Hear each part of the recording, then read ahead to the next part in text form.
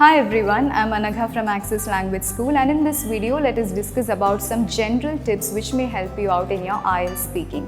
Now, although the students might be quite confident while appearing for all the other three exams like listening, reading and writing, most of them are not able to perform well in the case of the speaking test. This might be due to various factors, and the first and the most important thing is that you're required to have a one-to-one confrontation or a one-to-one conversation with the examiner.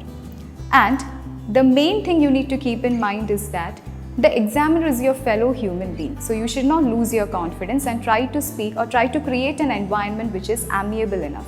Second thing is, whenever you're provided with your preparation time, as you all know, you will be provided with preparation time of 1 minute and you're expected to speak for about 2 minutes. This is considered to be a crucial time where most of the students get confused regarding what they should speak due to various reasons like fear or loss of confidence or inability to develop upon ideas and so on.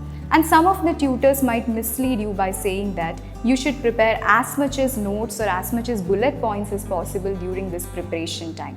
But it may always land into a trouble. You should try to list out certain or a few bullet points and try to create a mind map so that you can swiftly move from one point to another.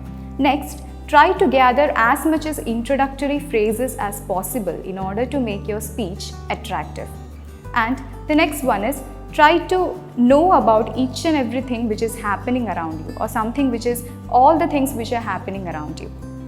And another thing is, if you have any kind of clarifications required in the cue card which is provided to you, try to make it a point to ask to the examiner and clear out what all doubts you have in your mind. Otherwise, it will result in the diminishing of your score.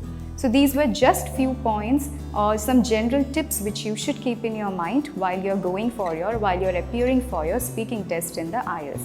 I hope that it is useful and informative.